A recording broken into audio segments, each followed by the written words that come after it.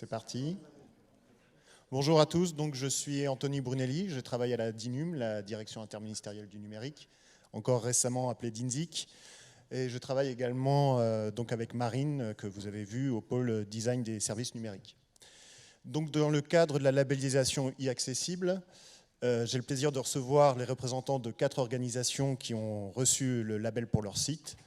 Alors nous sommes donc avec Sabrina Hélène, de la Caisse nationale d'allocation familiale, Daniel Olsomendi, élu de la communauté d'agglomération du Pays Basque. Agglomération, j'ai fait une petite faute de frappe. Alain Batifol, de la DILA, Direction de l'information légale et administrative, qui s'occupe notamment de services publics, qui a reçu le label e-accessible, mais en 2017. Et Emmanuel Bouillet, du ministère de l'Intérieur.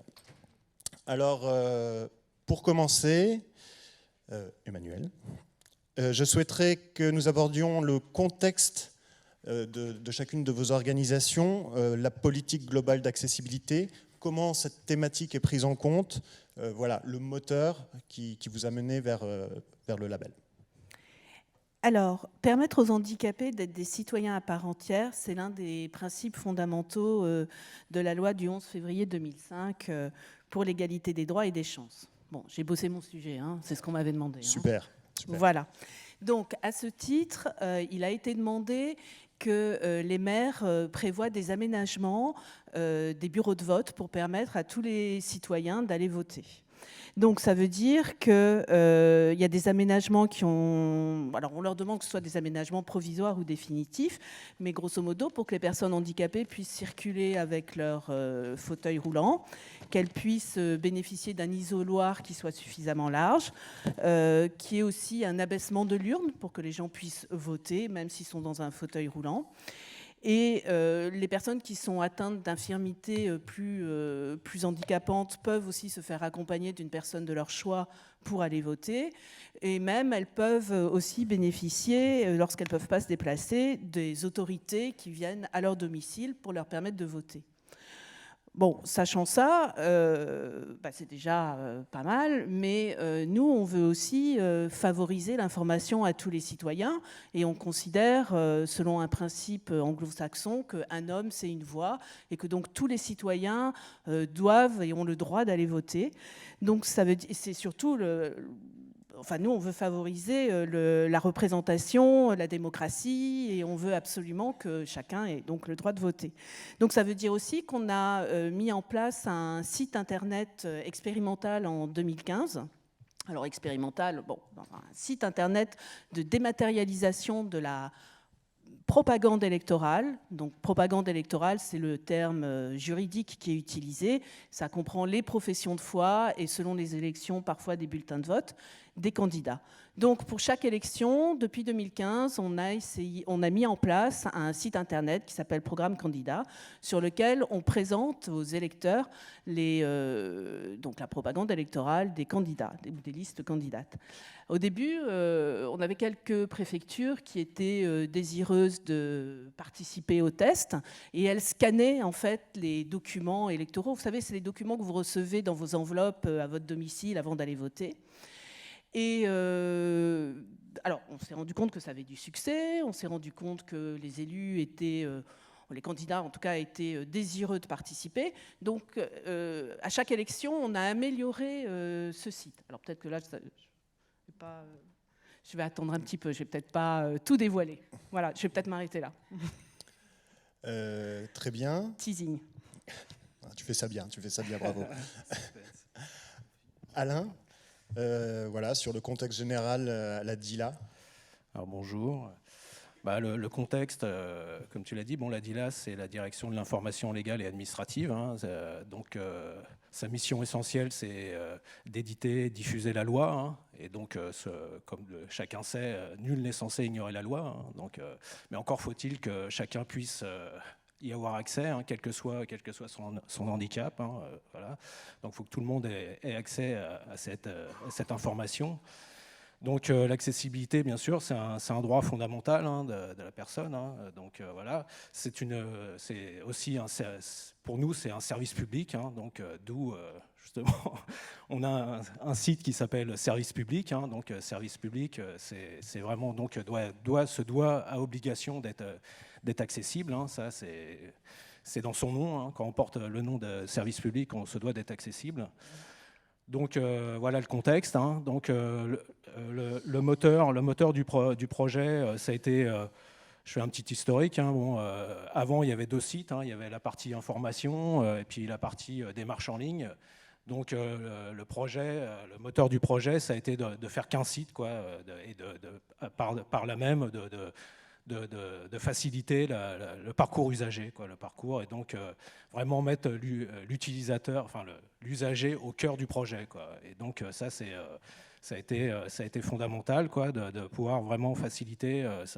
Donc une personne qui rentre sur le site, il y a un point unique pour entrer sur le site, Voilà, l'utilisateur peut se prendre des renseignements et puis effectuer sa démarche. Voilà, il n'a plus besoin voilà, c'est plus simple. Donc voilà, le moteur du projet, donc c'est vraiment l'UX, voilà, l'expérience utilisateur. Donc voilà, à partir de tests utilisateurs, des remontées. Je vois dans la salle qu'il y a Géraldine Da Silva, qui est notre chef de produit du site, là, qui fait un gros travail à ce sujet-là. Et donc voilà. Voilà. Et quand on parle d'usagers, on parle bien de tous les usagers, c'est-à-dire tous les usagers. Qui dit usager, bien sûr, dit personne en situation de handicap, et voilà. Donc pour nous, c'est logique, je veux dire, c'est dans notre ADN, Voilà. Très bien. Daniel ? Egunon Deneri, bonjour à toutes et à tous. Donc effectivement, la communauté d'agglomération, en fait, c'est une communauté récente parce qu'elle a bénéficié, bien évidemment, avec la réorganisation et la loi NOTRe. C'est un regroupement en fait de 158 communes. Voilà, et on fait partie des 4-5 communautés XXL à l'échelle effectivement de la France. Voilà, donc bon, vous inquiétez pas, on arrive à fonctionner à 158 communes. D'ailleurs, ça faisait 200 ans qu'on demandait une reconnaissance institutionnelle et effectivement, c'est arrivé au 1er janvier 2017. Donc, vous dire que l'accessibilité, ça a été une préoccupation qui a été immédiatement mise sur la table. Effectivement, lorsqu'on voit les politiques publiques, il a fallu choisir les compétences, alors je ne veux pas vous embêter avec ça, mais obligatoires, facultatives, etc.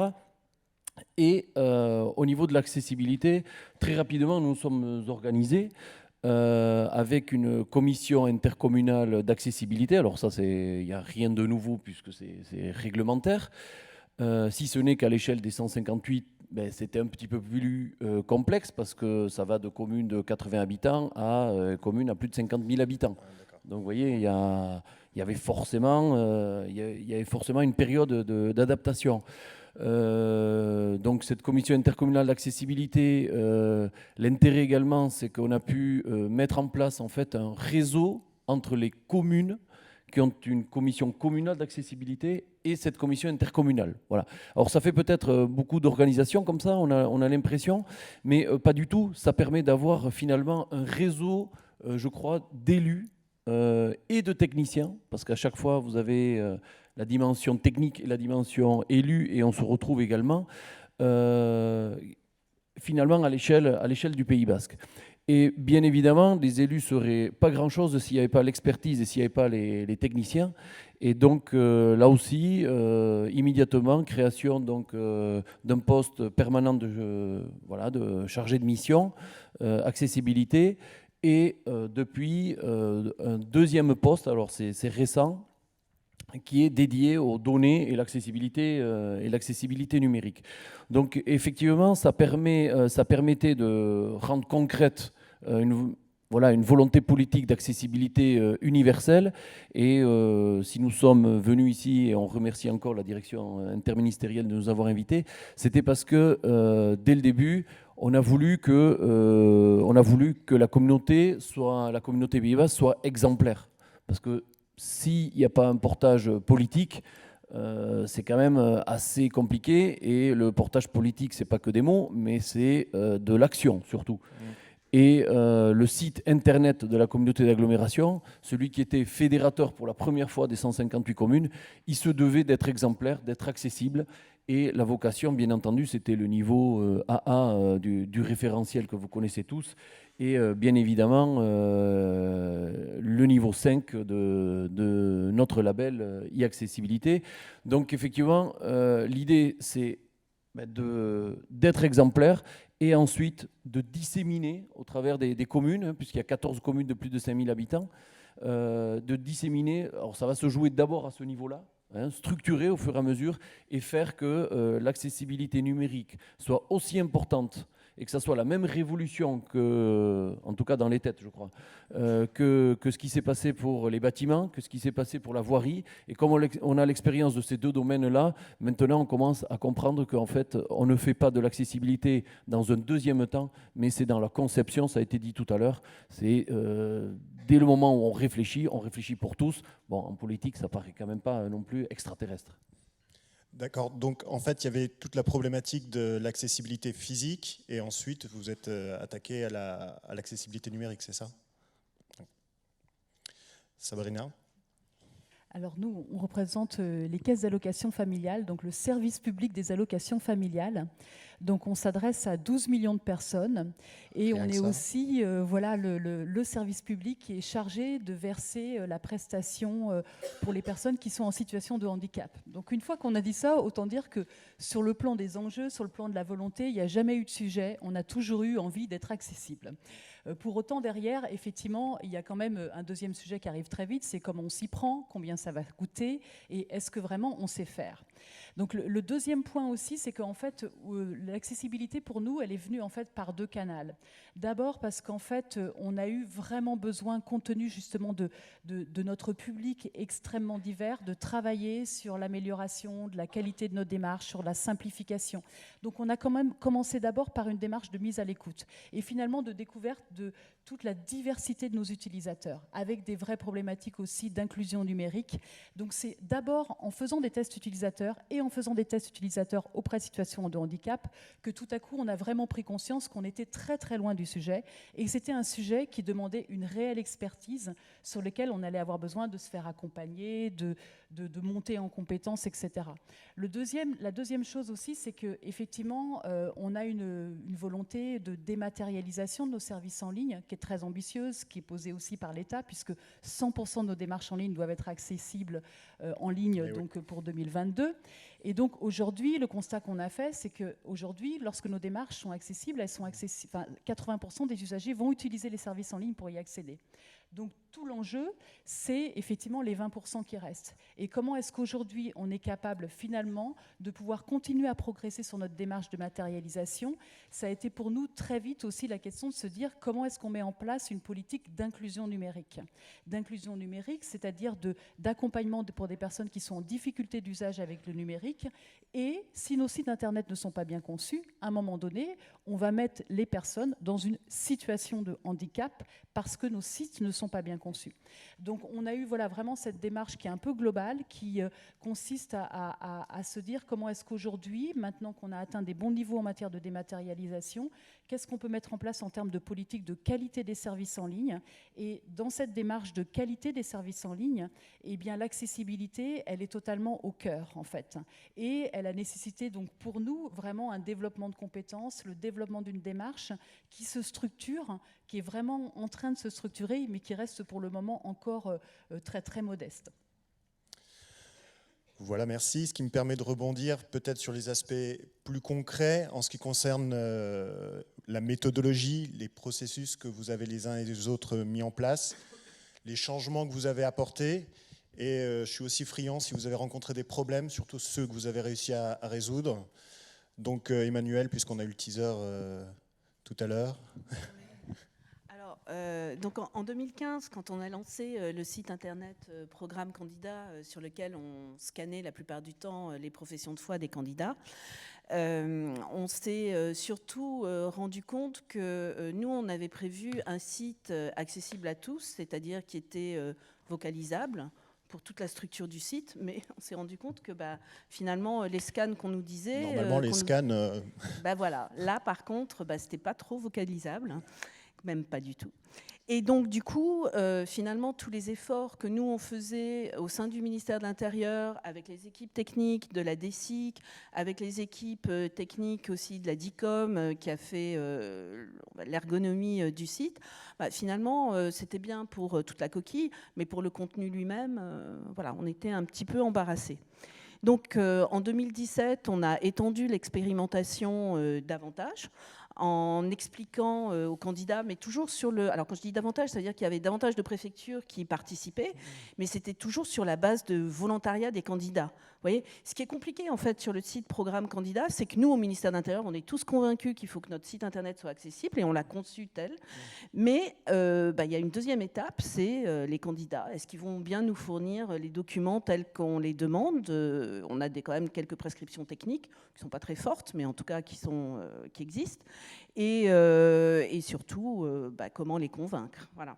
Donc en 2015, il y a eu une partie des candidats qui ont fourni leur PDF pour qu'ils soient vocalisables, puisque nous, c'est quand même un premier enjeu. Donc ils faisaient les scans et vous les envoyaient, vous les Non, en fait, ils nous donnaient le PDF conçu par leur graphiste ou leur agence de com. D'accord. Mais le PDF en lui-même, il a on donne certaines recommandations techniques de conception.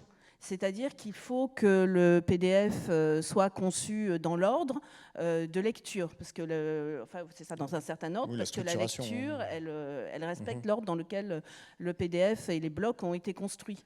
Donc c'est un peu dommage qu'on commence par un titre et qu'on voit la photo en bas, hein, voilà, des choses comme ça. Donc il faut des graphistes qui soient formés, il faut des agences de com qui soient formées, il faut des candidats qui soient aussi un peu...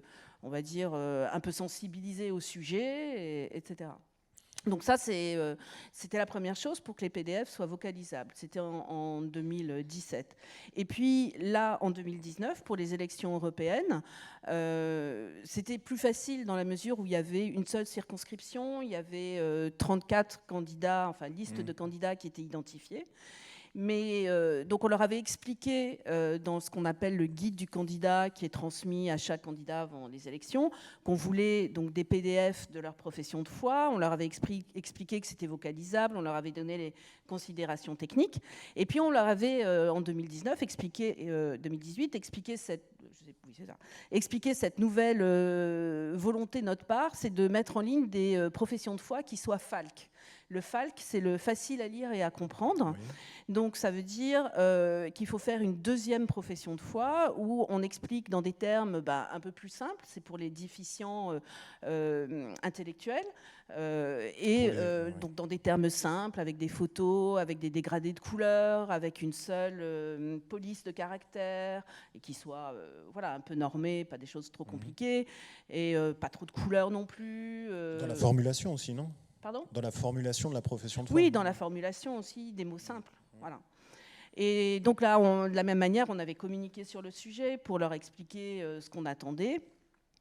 Voilà. Et nous, en fait, quand on a conçu le site en 2019 pour les élections européennes, ça c'est aussi une chose importante que je veux dire, c'est qu'on l'a conçu en relation avec l'UNAPEI, qui est l'union, qui est une fédération des associations de parents qui ont des déficits intellectuels.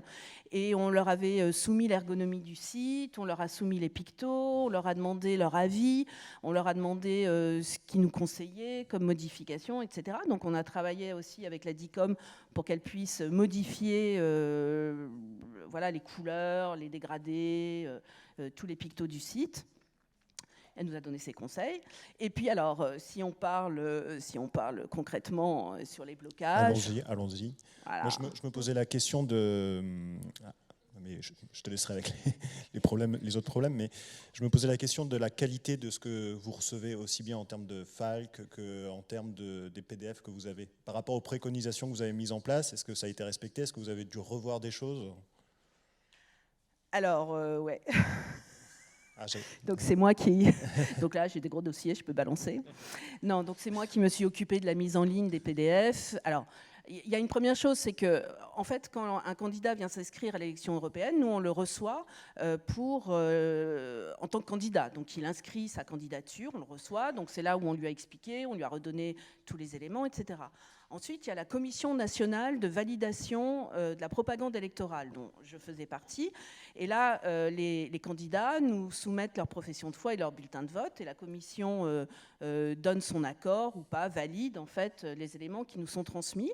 Donc là, vous inquiétez pas, j'ai réexpliqué ce qu'on attendait en termes de PDF, de profession de foi, de PDF FALC, etc.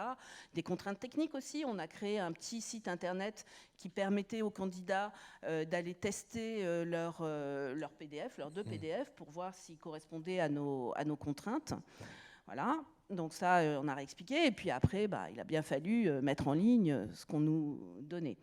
Donc je ne dirai pas quel candidat, mais j'ai un candidat avec lequel j'ai échangé à peu près une 40aine de mails pour lui expliquer. Ma question était bonne alors. On est d'accord. J'ai dû avoir une dizaine ou une quinzaine de coups de fil en plus avec elle pour lui expliquer. Donc ouais. Bon, là déjà vous savez que c'est une femme. Pour lui expliquer ce qu'on attendait d'un PDF qui soit vocalisable et d'un PDF mis en ligne. Bon, alors là où je peux vous rassurer, c'est que quand même les grandes listes ont quand même compris l'enjeu et que les grandes listes nous ont fourni les éléments, alors parfois très rapidement, puis parfois avec quelques échanges, mais qui sont restés à 2-3. Donc voilà. Donc au final, sur les 34 listes qui se sont présentées pour les élections européennes, il y en a 32 qui nous ont fourni une profession de foi qu'on a pu mettre en ligne. Et là, il n'y a que 2 parties où j'ai été obligée de scanner, voilà, parce que c'était pas forcément un PDF vocalisable. Hein, voilà, j'ai pas eu le choix. Hein, ou enfin, on m'a transmis des scans. Voilà, on va dire plutôt que ça comme ça. Et puis alors, sinon, les FALC. Il y en a 9 listes, donc les grandes listes qui m'ont fourni la profession de foi facile à lire et à comprendre. Alors, on peut comprendre aussi que ce soit difficile pour des petites listes qui se présentent, parce que finalement, il faut avoir affaire à des agences de com qui vont retravailler le discours politique en des termes simples, qui vont mettre des photos, parce que en fait, c'est ce qu'on demande. On demande des schémas plus que des grandes phrases, etc. Donc, c'est franchement, je pense, les partis politiques un peu implantés qui peuvent fournir dans un premier temps ces FALC. Voilà. Et en tout cas, tous les FALC étaient vocalisables, donc ce qui est plutôt une bonne nouvelle. Donc au final, on a eu un site internet où nous, le ministère de l'Intérieur, on était très en faveur de donner l'information électorale à tous les citoyens, mais vraiment tous, hein, pas de distinction, voilà. Mais après, comme on dit chez nous, il faut que les candidats se saisissent du sujet. Voilà. Merci. Alain ? Alors pareil, voilà les aspects un peu de la méthode que vous avez mise en place à la DILA. Donc la méthode à la DILA, plus particulièrement sur le service public, pour mettre en place l'accessibilité. Donc déjà, un des premiers points, c'est la formation. Hein. Donc formation, sensibilisation. Hein. On essaye de former au maximum les différents acteurs du projet, hein, du chef de projet aux développeurs. Hein. Donc tous nouveaux arrivants sur le plateau service public, hein, doit avoir une sensibilisation, hein, doit donc déjà avoir une première approche de l'accessibilité. Après, on essaye de donner des formations plus spécifiques, hein, pour les développeurs. Donc voilà. Donc prochainement, enfin la plupart des personnes travaillant sur le projet vont passer la certification UpQuest. Ça c'est un point fondamental. Hein. Ça c'est une certification de qualité web. Oui, les personnes vont pouvoir s'auto-évaluer déjà. Donc la certification UpQuest, c'est quand même une bonne partie de critères, 61 critères, je crois, qui concernent l'accessibilité. Hein. Donc voilà, c'est déjà... Donc au niveau de mon pôle, le pôle intégration HTML de la DILA, donc on a mis en place une checklist, hein, la checklist de PDILA, hein, donc qui regroupe plusieurs référentiels, dont le RG2A. Donc cette checklist permet d'avoir, pour les différents acteurs, c'est-à-dire les différents profils, d'avoir une approche à l'accessibilité beaucoup plus simple que le RG2A, quoi. Le RG2A est plutôt, pour les personnes non expertes, plutôt repoussant, quoi. Donc là, la checklist permet d'avoir une réécriture des critères beaucoup plus abordable pour l'ensemble des... Et d'ailleurs, j'en profite pour faire un peu de D'ailleurs, pub. bon, parce que la checklist PIDILA, elle est accessible. Donc c'est un outil que vous avez développé en interne, oui, mais qui est accessible en ligne. accessible en ligne, en open source, etc. Voilà, ça veut dire que tout le monde ici peut y accéder, et ça permet d'avoir à la fois des bonnes pratiques de qualité, ça permet d'avoir tout ce qui concerne l'accessibilité, tous les critères dédoublonnés. Voilà. Donc j'ai fait un peu de pub. dans ma mission d'évangélisation, quoi qu'ici que tout le monde est évangélisé, je crois, mais c'est un excellent outil. Donc on a mis aussi en place une bibliothèque de composants, ça c'est aussi important ça pour l'accessibilité, hein. Ça évite de repartir à zéro et puis de réinventer la roue à chaque fois, quoi, quand on a à implémenter un composant, hein, voilà, donc c'est important. Donc voilà tout cet aspect. Donc le second aspect, c'est bien sûr le process de développement, hein. Donc on a opté pour un cycle avec itération courte, donc ce qu'on appelle la méthode agile. Donc la méthode agile, c'est pour l'accessibilité, ça permet à l'accessibilité vraiment d'être dans le flux de production, quoi, je veux dire, et d'être vraiment déjà c'est beaucoup plus souple qu'un cycle en V, quoi. Donc ça permet des corrections au fil de l'eau, ça permet vraiment que tout développement d'une fonctionnalité passe par ce qu'on appelle la colonne RG2A, quoi, donc tout ce qui est mis en prod est validé RG2A, donc ça c'est important. Au fur et à mesure, voilà, ça permet aussi à nous en tant qu'experts de participer à la rédaction des US, hein, des user stories, et de participer aux réunions de cadrage, etc. Donc c'est important, quoi, voilà. Donc en sensibilisation, on prend souvent l'image pour faire une analogie avec le bâtiment, d'un mur de briques avec une brique cassée en plein milieu du mur. Donc voilà, donc quand il arrive ça, pour réparer, il faut casser le mur, quoi. Donc la méthode agile permet au contraire de prendre l'accessibilité vraiment au fil de l'eau et ne pas attendre l'audit final, un audit final où il faut tout, des fois, qui est très coûteux, voilà, et qui impose de repartir de zéro des fois, et voilà, donc voilà, donc ça c'est un des points essentiels, hein, donc le process de développement, hein, la méthode agile. Et puis il y a un autre point aussi qui est assez fédérateur, hein, c'est le label, hein, donc c'est pour ça que je suis ici c'est aujourd'hui. Donc le label, ça a un effet fédérateur, hein, au niveau des équipes, hein. C'est vrai que bon, c'est un peu pour faire une analogie avec le sport, c'est un peu la médaille qu'on va chercher, quoi, pour les équipes, un peu. On est la médaille d'or, quoi. On est labellisé 5 étoiles, donc c'est un aspect, voilà. Donc ça implique aussi la direction, hein, donc voilà, donc et puis le troisième point, donc c'est non, c'est bon, t'es autre. Ouais, non, c'est bon, voilà. Non, mais en tout cas, ce que je note, c'est qu'il y a une partie sensibilisation de tous les métiers qui vont intervenir sur le projet, et en même temps des experts qui, eux, vont intervenir, et que ces experts, ils interviennent donc à chaque itération. Oui, je voulais dire aussi, le label donnait une visibilité aussi à la politique d'accessibilité de l'entreprise, quoi. Bon, voilà. C'était le troisième point du troisième point. Label, ouais. Voilà. Très bien, merci Alain. Daniel? Oui, je crois que le point commun, ou le dénominateur commun, effectivement, c'est la formation. Ça a été dit, la sensibilisation. Et bien évidemment, sur notre communauté d'agglomération, 158 communes, donc forcément une organisation, ça se traduit en politique publique, une organisation quand même en silo, mais qui se veut transversale. Enfin, vous connaissez tous ces difficultés d'organisation. Et donc, effectivement, il faut d'abord sensibiliser et le monde des élus. Et moi, j'étais pas n'étais pas un expert et je ne le suis toujours pas. Mais souvent, il suffit d'être sensibilisé et ça se passe par des contacts, ça se passe par des discussions, ça se passe par des modèles, ça se passe par des échanges. Et justement, cette organisation à l'échelle du Pays Basque est un excellent moyen pour sensibiliser de manière plus efficace. Voilà.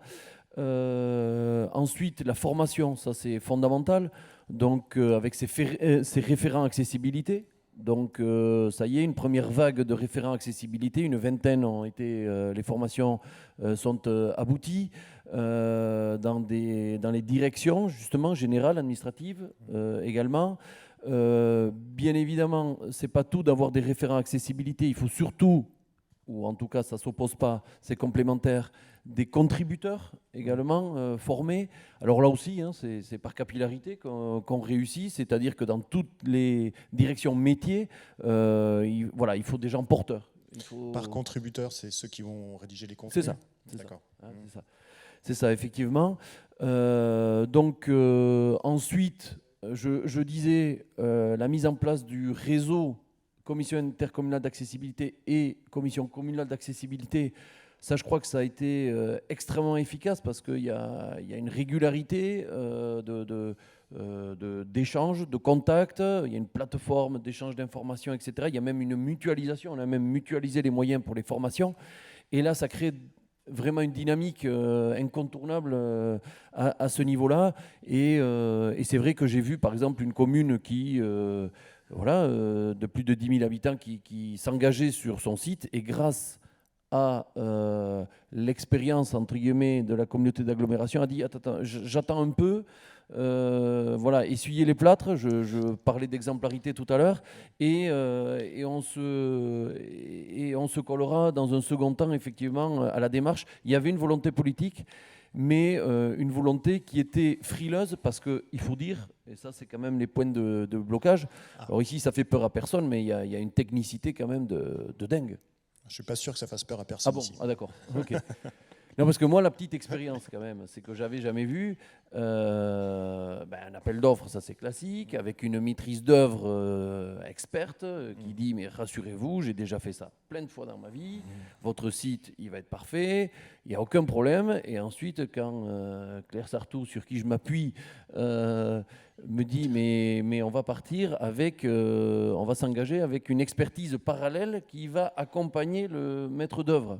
Et là, je lui dis, attends, vas-y, je crois que sur la première phrase, je n'ai pas bien compris, il faut me réexpliquer. Et donc, ça veut dire un coup, enfin, on a comme ça, hein, quelques petits, on appuie un bouton et clink, clink, ça, on se dit, oula, attends, c'est quoi le truc? Bon, ok. Donc, effectivement, une expertise à part, oui, avec donc une maîtrise d'œuvre qui, forte de ses compétences et de ses convictions, avance. On a une expertise à côté qui attend, qu'on la sollicite. Et effectivement, au premier contact, première réunion bilan, entre guillemets, on s'aperçoit que le niveau de conformité, c'était pas tout à fait en adéquation. Et alors moi, quand je suis élu, on me dit, oui, d'un côté, on me parle en pourcentage de conformité, j'entends 98% d'un côté, de l'autre côté, j'entends 60 points de non-conformité. Attends, je me dis, mais est-ce qu'il pourrait y avoir un langage compréhensible, s'il vous plaît? Voilà, parce que moi, le but, c'est que ça soit soit 100%, soit 0, 100% de conformité ou 0% de points d'achoppement. Vous voyez, alors je le dis de manière légère peut-être, mais c'est vrai que nous, c'est l'obligation de résultat qu'on cherche. Ouais. Et parce que effectivement, et je vous l'avoue aussi, si j'avais pas été en délégation pour l'accessibilité, si j'avais pas rencontré autant les associations, très honnêtement, je me rendais pas compte de la fracture numérique, de l'exclusion. Et très honnêtement, j'ai appris, mais comme pour tout le monde, lorsqu'on a appris quelque chose, on regarde différemment. Et il suffit de partager tout simplement et de ne pas avoir honte, de ne pas savoir. Par contre, ce qui serait honteux, c'est de ne pas vouloir savoir ou de ne pas ouvrir les yeux lorsqu'on a déjà vu une fois. Voilà. Il y a un aspect que je note et sur lequel on travaille beaucoup aussi, c'est que au moins chez vous, vous avez suffisamment de sensibilisation et d'expertise pour voir ce qu'on vous fournit, si c'est conforme ou pas. vous savez ce que vous attendez. Parce que le problème qu'on peut avoir, c'est de dire à un prestataire, voilà le RG2A, le prestataire dit OK, et voilà. Mais là, quand vous réceptionnez, vous êtes en mesure de mesurer, de commenter, d'échanger, de dire que ça ne va pas. Et ça, c'est déjà un point important. C'est ce qui change complètement, parce que je parlais de la commune qui s'était engagée. Lorsqu'elle a vu le cheminement, elle s'est dit non, j'attends, voilà, pour pouvoir bénéficier justement de cette expérience-là. Et aujourd'hui, cette commune est totalement moteur dans la démarche, suit toutes ces réunions de réseau. Et aujourd'hui, parce que quand même, alors je ne fais pas de fixette là-dessus, mais ça représente un coût. Un coût, politiquement, ça veut dire qu'il faut le défendre. Il faut le défendre. Et quand vous défendez, le but, c'est qu'ensuite, il y ait un résultat irréprochable. Et oui, c'est vrai, je suis totalement d'accord. L'expertise aujourd'hui acquise au niveau de la communauté d'agglomération, parce que c'est le bon seuil, on a atteint le bon seuil à la fois d'expertise et d'organisation, il nous permet effectivement d'avancer sur le sujet. D'accord. Alain, je me demande si je ne t'ai pas coupé avant que tu abordes les problèmes. Je n'ai pas entendu de problème à la DILA.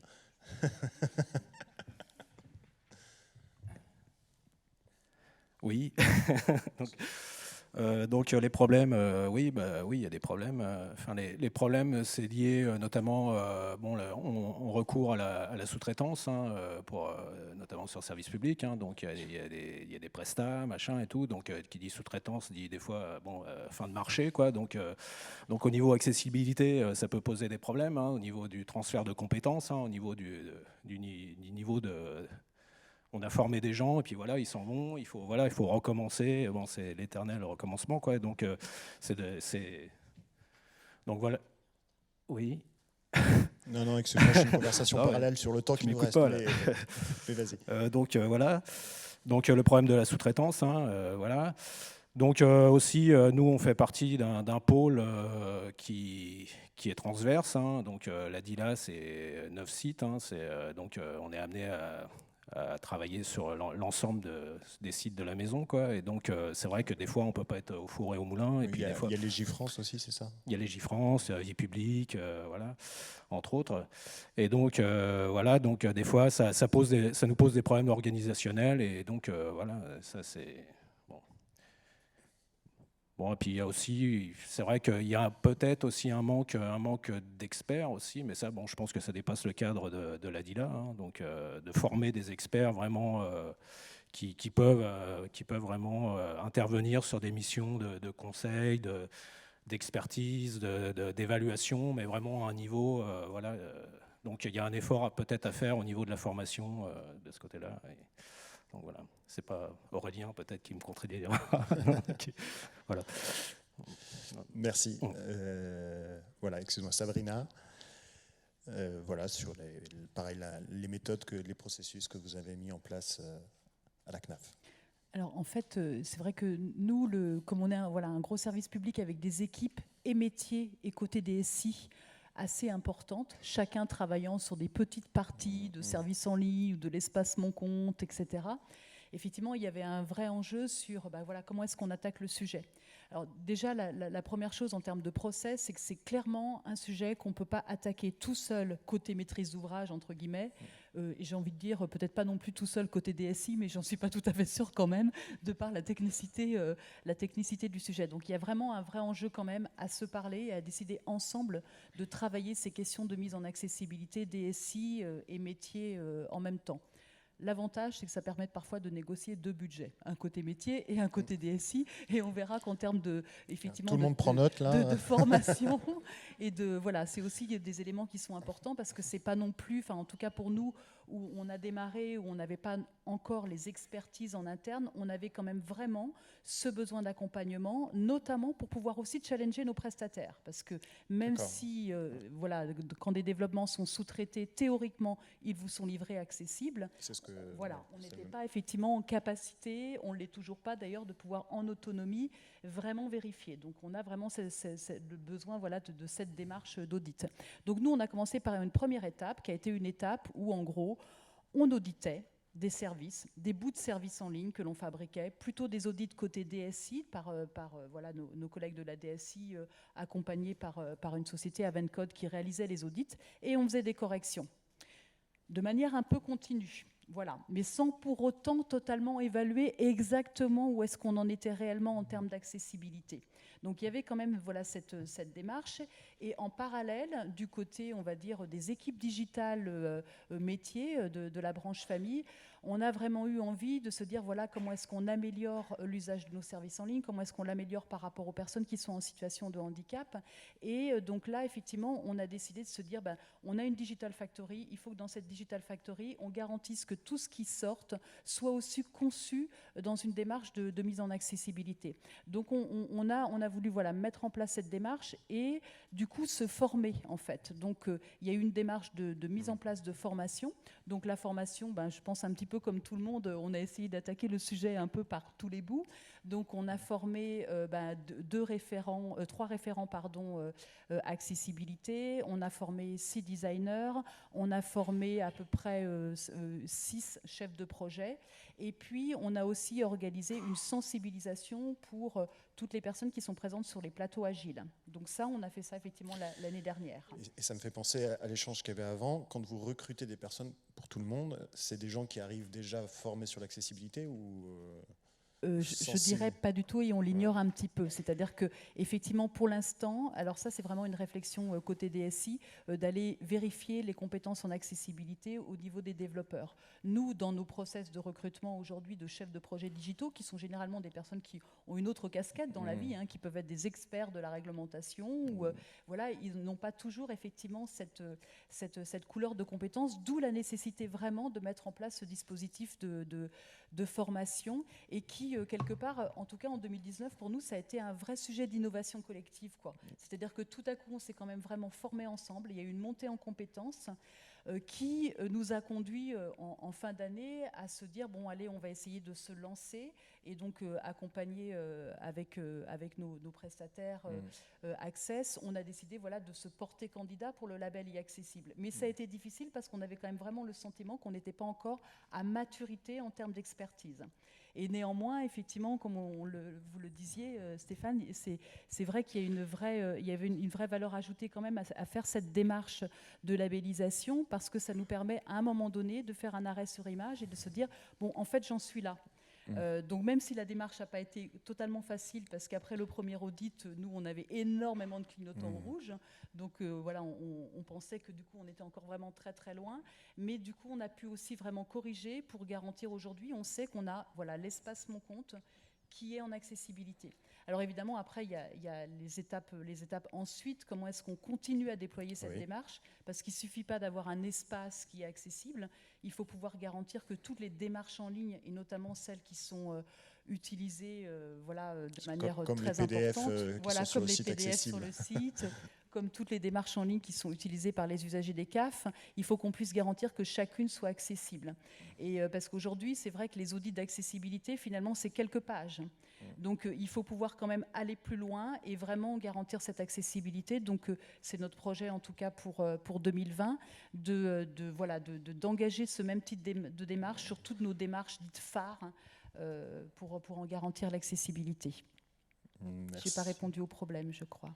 Oh, si tu as des problèmes à partager. Des problèmes, on en a eu plein. Hein. On a eu effectivement de découvrir que même malgré qu'on faisait des outils, des corrections depuis 1 an et demi, quand on faisait vraiment un audit sérieux, on se rendait compte qu'il y avait beaucoup de choses au rouge. Donc ça a été un premier point. On a aussi fait pas mal. On a aussi découvert parfois qu'on publiait une actualité sur l'augmentation de l'allocation aux adultes handicapés avec une très belle image, mais qui n'était pas accessible. Donc, c'était quand même un peu ballot. Donc, vu la salle, tu vas te faire huer. Mais voilà, effectivement, et donc c'est pour dire qu'il y a tout ce volet aussi de se dire que c'est un sujet qu'on est obligé d'attaquer par différents angles, en ne lésinant rien, y compris les contributeurs. Nous, on a à peu près 100 personnes qui contribuent, qui rédigent pour le site internet des CAF. Donc, pour eux aussi, il faut qu'on puisse les sensibiliser et les former. D'accord, merci. J'ai pas d'oreillette, donc je ne sais pas s'il me manque... Juste, voilà, un petit tour sur les résultats, les principaux résultats que vous avez pu avoir, des retours d'usagers, si vous en avez eu, voilà, et les principaux apports de la mise en accessibilité de votre site. Assez rapidement, je crois. Alors, nous, on est plutôt contents finalement des résultats qu'on a obtenus des statistiques de consultation de notre site Internet. Notre site Internet n'a bénéficié d'aucune publicité, d'aucune communication, pas de plan à la télé, pas de plan radio, pas de plan Internet. Donc, on est absolument ravis de voir qu'au total, on a près d'1 million de PDF qui ont été téléchargés. Donc, ouais. Chaque personne qui se connecte, elle consulte 4,9, donc presque 5 pages à chaque fois. Donc on a près d'1 million de PDF téléchargés. Les FALC, on en a 27 500. Voilà, on a 27 500 FALC qui ont été téléchargés. Et les écoutes, à peu près 55 000. Voilà. Donc au final, on est quand même content du résultat. On est tout à fait conscient qu'il y a 46 millions d'électeurs et que bon, il y a encore des progrès à faire. Donc en fait, la prochaine fois qu'on mettra en ligne un site internet, donc programme candidat, ce sera pour les élections départementales et régionales. Malheureusement, pardon ? On surveillera ça. Voilà, c'est ça. Malheureusement, on ne peut pas le faire pour les municipales parce qu'on a près d'1 million de candidats. Et donc là, on ne peut pas s'amuser à demander des PDF à tout le monde. C'est pas possible. Là, je n'y arriverai pas. Donc, mais on est quand même très content du résultat. On est tout à fait conscient qu'en fait, c'est aussi une question d'éducation. C'est que là, de plus en plus, on communique sur l'accessibilité. On veut que les candidats soient de plus en plus sensibilisés à ces questions. On espère que les prochaines fois, on aura des PDF de leur profession de foi et des PDF FALC. Et puis, on va peut-être trouver encore d'autres manières de rendre le site encore plus accessible à d'autres handicaps auxquels on n'avait pas forcément réfléchi jusqu'alors. Voilà. D'accord, merci. Alain ? Oui, donc au niveau retour, au niveau usager, on n'en a pas trop. Enfin, les retours qui nous viennent souvent, c'est au niveau des problèmes de connexion et du CAPTCHA, donc qui est un frein qui peut poser des problèmes au niveau pour se créer un compte sur service public ou accéder à son compte. D'ailleurs, la DINUM travaille dessus en ce moment parce que c'est un problème récurrent qu'on ça, au niveau retour, c'est plus au niveau des gens de la profession ou au niveau des autres administrations où on a plutôt des louanges. C'est vrai que service public est souvent cité en exemple. Sans ça, il y a un article qui m'a fait plaisir l'autre fois, c'est sur le blog Access 42 de Sylvie Duchâteau, là, qui pour des raisons personnelles, a eu besoin, je crois que c'est pour sa fille, a eu besoin de faire des démarches en ligne, notamment, et donc a utilisé Service Public, un de nos nombreux simulateurs, et donc apparemment, elle n'a pas eu trop de problèmes pour effectuer sa démarche et tout ça, et donc ça m'a fait, je veux dire, c'est un article qui m'a fait plutôt plaisir, et donc voilà, donc c'est un retour qui fait toujours plaisir, quoi. Donc voilà. Merci. Oui, nous venons de réceptionner entre guillemets le site, donc l'arrêt sur image, forcément il est bon avec tout ce que j'ai expliqué. L'arrêt sur image est bon, maintenant il faut rester sur une bonne image, ça veut dire organiser un audit régulièrement, régulièrement ça a été dit, et ensuite solliciter, mais ils sont déjà dans notre commission intercommunale d'accessibilité, les associations, qui nous remontent un peu au fur et à mesure, de la même manière que lorsqu'ils ont des problèmes sur la mobilité, ils ont un canal ils peuvent s'exprimer, ils peuvent immédiatement remonter leurs remarques, et c'est ce qu'on va mettre en place effectivement pour qu'on soit les plus réactifs possible et que l'arrêt ou l'image reste comme sur l'arrêt sur image. Nous, effectivement, on a des remontées parfois de problématiques d'accessibilité qui nous viennent soit directement des usagers, soit par l'intermédiaire d'associations. En fait. Donc, dans ces cas-là, on essaye de mettre en place une boucle d'amélioration continue pour corriger. Après, demain, l'objectif est aussi justement qu'on puisse organiser vraiment des tests utilisateurs auprès de personnes en situation de handicap, en complémentarité, notamment par rapport aux personnes qui ont un handicap cognitif pour continuer à améliorer. Donc voilà, le dispositif vraiment d'écoute usagée, il est encore à construire et à améliorer. Très bien, merci. Je crois qu'on est un peu en retard. Donc on va céder la... Merci à tous, merci bien d'être venus. Merci.